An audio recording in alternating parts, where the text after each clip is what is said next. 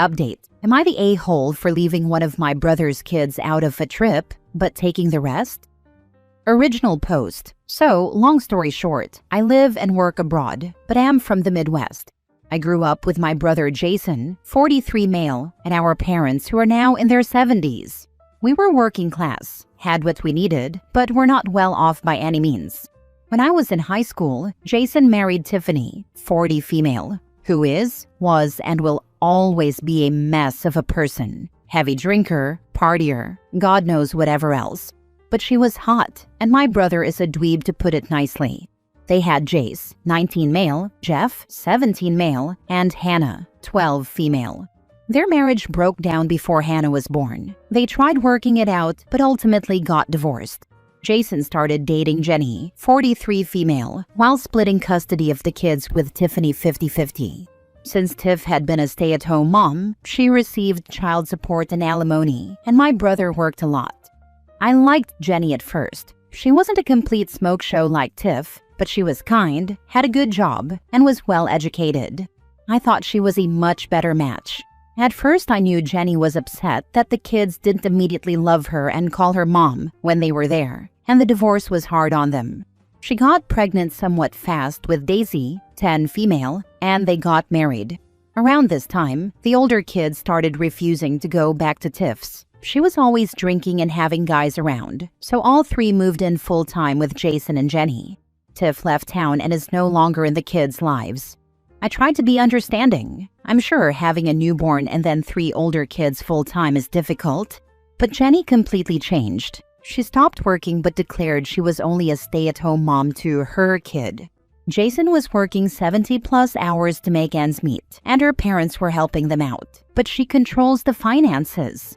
This means that the 3 of them, Jason, Jenny, and Daisy, operate as a family unit, going to dinners, events, even vacations, and leaving the older 3 kids at home. I have always thought this was disgusting and voiced my opinion about it, but Jason just said his divorce broke him emotionally, and he will do anything possible to keep Jenny happy so that their marriage works out. Gross, yes. And 10 years ago, to be frank, I was younger, broker, and dumber. So it was more like, yes, my brother freaking sucks as a dad, but I live on another continent, and all I can do is be supportive of the kids. I know, not a great attitude in retrospect, and I'm disappointed in myself. I really did my best. When they refused to pay for Jace to learn how to drive, even though Jenny refused to drive the kids anywhere, my mom taught him, and I bought him a used car. We had to shame Jason into putting him on his insurance, and he makes Jace pay for it. Same with Jeff. They share the car and use it for their activities and Hannah's. My wife, an only child and we don't want children, and I have the 3 of them as our sole beneficiaries in our will. Something we did when we found out that Jenny and Jason plan to leave them only the bare minimum amount. Everything else goes to Daisy. Also, after we got married 6 years ago, my wife and I decided that we would start taking the older kids on annual trips with us when we went to the US. Nothing fancy. We might be child-free, but we're not billionaires or anything, just well off. But things like a week in Florida, Utah, California, things like that. They're very outdoorsy kids, so they've had a blast every year. And we plan it when my brother takes Jenny and Daisy on trips, so they don't care. Normally, we vacation in the summer, but Jace got an internship this summer, so we decided to move our trip to the fall and are going to Maine. I let Jason know the dates. They're in line with their fall breaks. No worries. And he basically said we need to start including Daisy. Jenny's parents made some bad investments. They're fine but aren't helping them out anymore. And Jenny is looking for a job. Since her parents had always paid for their trips, they can't go on one this year. So, even if all was fair, I wouldn't want to take Daisy on a trip. This is going to shock you, but with parents like that, and I feel so bad saying this about a child, Daisy is a huge brat. Spoiled, mean, and constantly bragging about the things she gets that her siblings don't. She once told me they weren't her siblings, they were Tiffany's kids. She throws toddler-level tantrums on holidays if she doesn't get as much and more as the other kids, and since Jenny waits on her hand and foot, she's a total slob. I feel bad saying all this. I hope when she grows up, she grows out of it. But there is no way I'd want to take her on a vacation. So I told him I didn't think we'd be able to handle all 4 kids and we'd just go the 5 of us. He said Jenny could come to help out. Absolutely not. Or our mom could go. Love her, but she's getting a freaking hip replacement next month and does not want to go. Plus, the car we'd need for all these people on a road trip would be stupid. We'd probably need 2. And you know what? I don't want to. Anyway, sorry for trauma dumping on you all. This is getting long. I was worried Jason would not let me take the other kids on a trip, but they decided to go the route of shaming us online. Obviously, it's working with their friends and her family, but even my dad told me to stick to my guns. But my wife came to me the other day and basically said, "Are we even better than Jenny if we're favoring some kids over another just because we don't like their mom?" Before we were evening things out, but now we're obviously favoring the oldest. She told me to think of the long-term health of my family and our relationships. She said that it's my family, my decision, but she wants me to think about it. My gut is saying just take the older 3, but Daisy's only 10. She's not to blame. Would it make me evil to leave her out? Now for the top comments before reading the update. On the title, it sounds bad, but that child is a nightmare. She hates on the step-siblings, hates on you, brags about her special treatment. Probably time for her to learn about the consequences of treating others like crap. Not the a-hole. They're half-siblings. Sorry if I wasn't clear on that. Don't take her, because she will ruin the one positive thing those older kids have in their life. Your family's already broken, mostly because of your brother's idiotic choices and his wife's selfishness. No, taking only 3 of 4 kids is not great, but you're already up to your neck in horrid, thanks to other people's actions. Do the older kids plan on keeping dear old dad and the evil stepmother in their lives when they become adults? How much contact would you actually have with bro, his lazy wife, and their spawn if you weren't looking out for the older Niblings? Your parents seem to be siding with you and the older kids as well. What are their thoughts on the situation? You need to start thinking now about what you want for your family and what you're likely to actually have. Start putting your time and focus on that, not the a-hole for choosing the older kids and not the brat. Maybe fight fire with fire and start publicly shaming bro and company for how they've treated his kids over the last 10 years. Or at least threaten to. After Jace left for college, Jason made him give him his house key and told him he needed to stay elsewhere going forward. So, over breaks, he's been staying with my parents and has very little contact with Jason. Since that's probably what's going to happen to Jeff next year, my wife and I have talked about buying a condo to stay in when we're in town, around 2 months out of the year. Since my parents' place is so small, we normally Airbnb it, but that company sucks now LOL. And we'd pay Jace and Jeff to house sit. Jace is at college, but Jeff wants to do a trade so will likely stay in town. But I cannot ask an 18-year-old to pay rent. That's crazy. But yes, if Jace is any indication, they won't have much contact with Jason when they are adults. Once Hannah isn't living with them, my contact with Jason will be as low as possible. Just about our parents.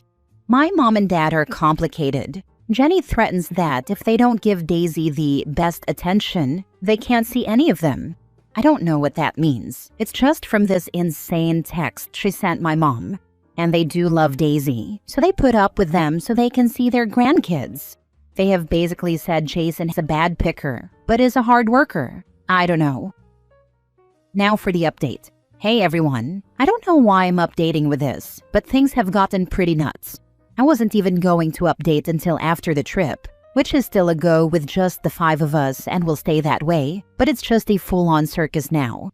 Unfortunately, my brother and Jenny have not changed one bit, and there have been multiple instances since my last post alone where they have shown their preference for Daisy over the other 3. I said before I don't do social media drama, or drama in general, but especially not in public. So I have been ignoring Jenny's little vague booking campaign, but like I said, she had family and friends supporting her on it. Except one cousin, who messaged me a few days ago and asked for a call.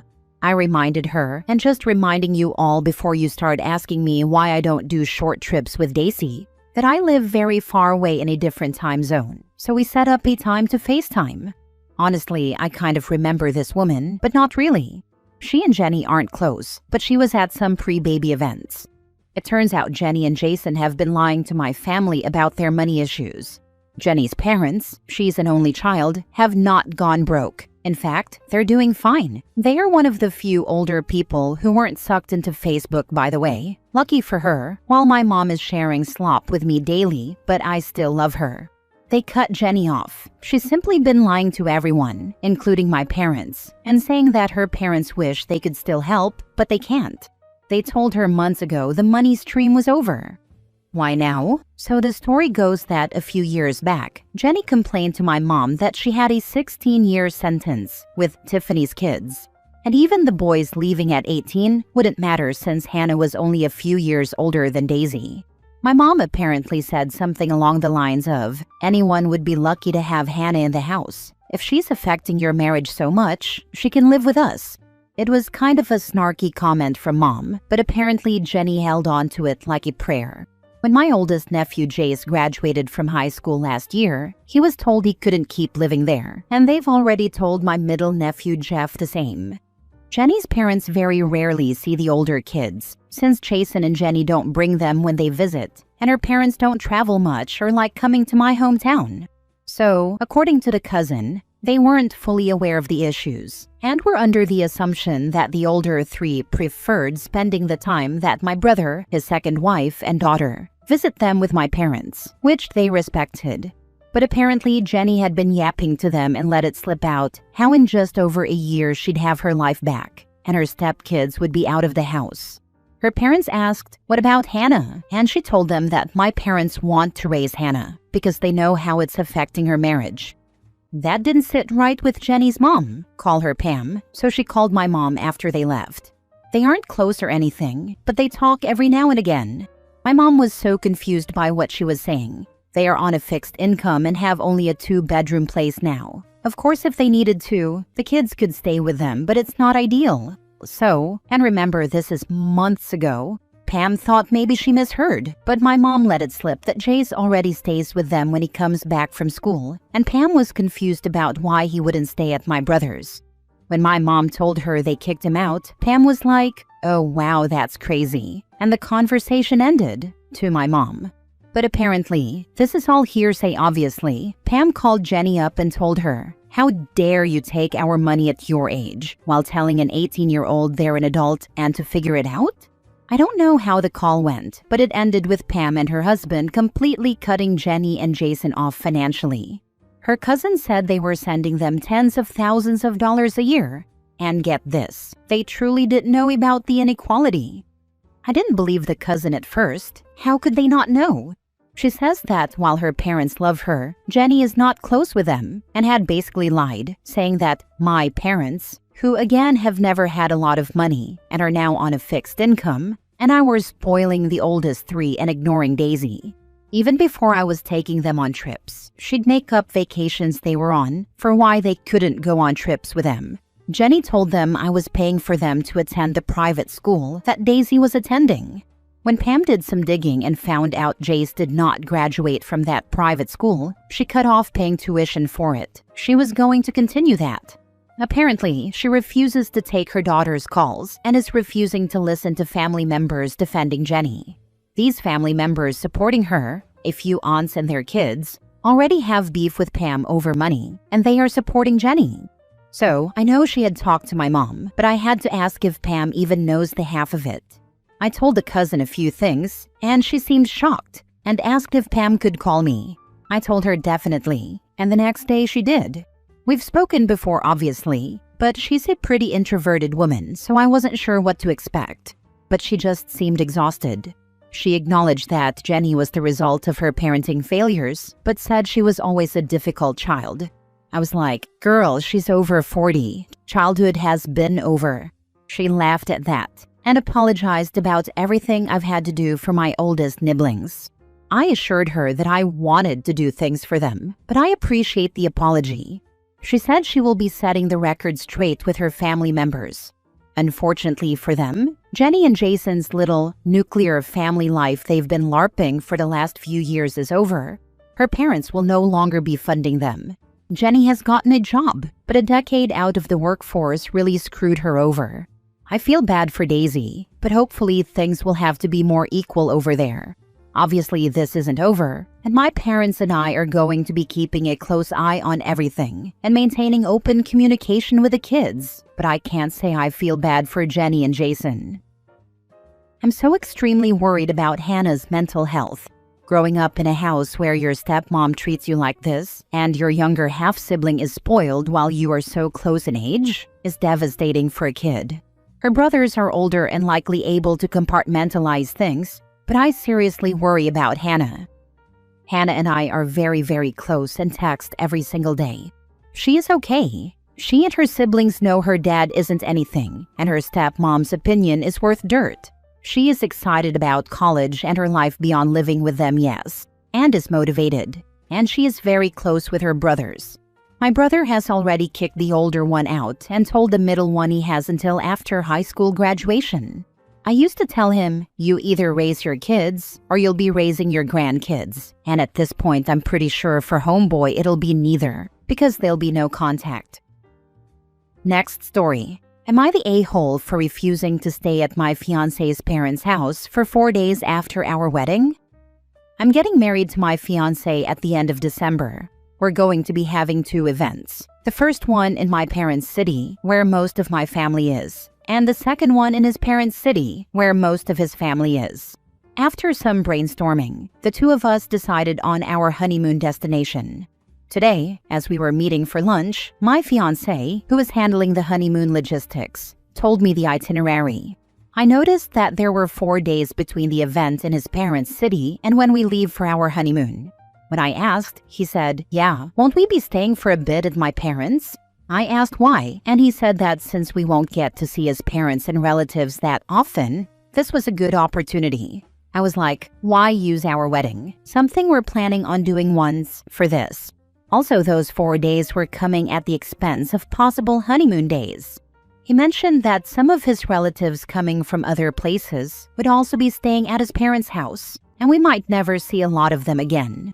To me, that just made it worse, to have to spend 4 days right after the wedding at his parents' house, full of his relatives, including children. I became a bit angry and said this was ridiculous and asked him to please change the honeymoon itinerary to the day after our wedding. He reacted as if I was being ridiculous, saying he'd taken so much care in setting up the itinerary, and he seemed hurt that I was dismissing it. I said I appreciated how he'd been handling everything, but those 4 days would ruin the vibe for me, so please do this for me. He said there's still a lot of time and that the changes could be made once, but not again and again. So let's wait and see if we feel the same way later. I agreed, but said I was 100% sure my feelings wouldn't change, which he didn't appreciate. We're okay and not discussing that right now, but I wanted to know, am I the a-hole? Now for the comments. Who the heck wants to spend their honeymoon at their parents' house with a bunch of relatives? That is the most unromantic situation you could possibly come up with. Absolutely ridiculous. Ask your fiancé if he is okay with not getting laid for a week after the wedding and see how he feels about it. Not the a-hole. Could you compromise by getting a hotel in town for those 4 days? You'd have some privacy and space while still getting to visit with his family. I could, and I think he might be up for it. But if I'm being very honest, I want to be on our honeymoon, not just entertaining relatives and friends of his at our hotel. Although yes, that would be better than being at his house, I guess. Oh, the people don't come to the hotel. You go to the house on your terms. The hotel is your sanctuary. That's the scenario I'm proposing. Having a steady stream of visitors just about defeats the purpose.